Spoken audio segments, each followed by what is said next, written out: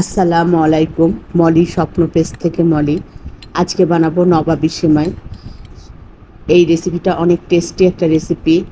Cream ছাড়া কিভাবে আমি এই সেমাইটা তৈরি করতেছি সেটাই আপনাদের সাথে শেয়ার করব। তো চলে বানাতে চলে যাই।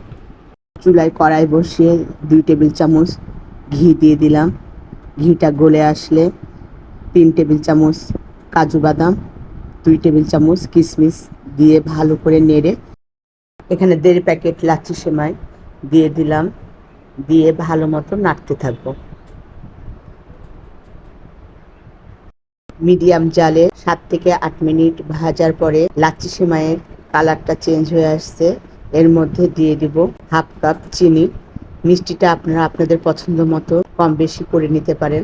3 টেবিল চামচ গুঁড়ো দুধ দিয়ে 2 থেকে 3 মিনিট নেড়ে নামিয়ে নেব। সার্ভিং ডিশে ভেজে রাখা লাচ্ছা সেমাইয়ের অর্ধেকটা সেট করে নেব।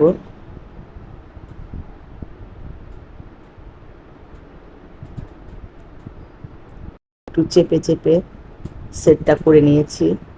পরবর্তী স্টেপে চলে যাব।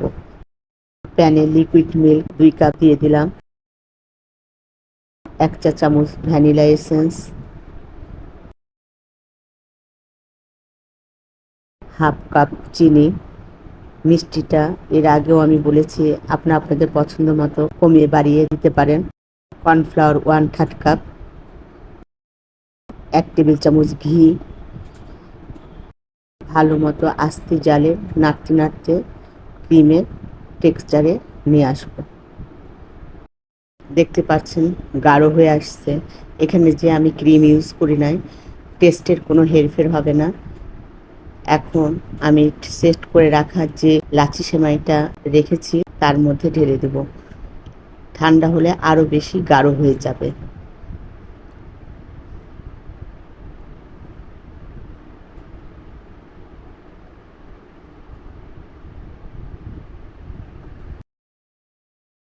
লাচ্ছি সেমাইয়ের নিচের লেয়ারটা ক্রিম দিয়ে আমি ঢেকে দিয়েছি। এর মধ্যে বাকি যে লাচ্ছি সেমাইটা ছিল সেটা উপরে সেট করে দেব গরম অবস্থায়।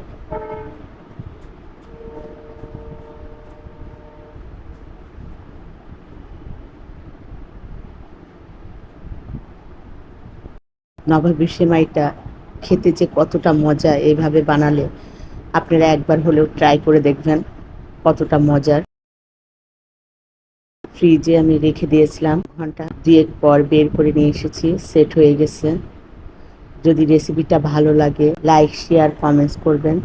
দেখা হবে নতুন কোনো রেসিপির সাথে।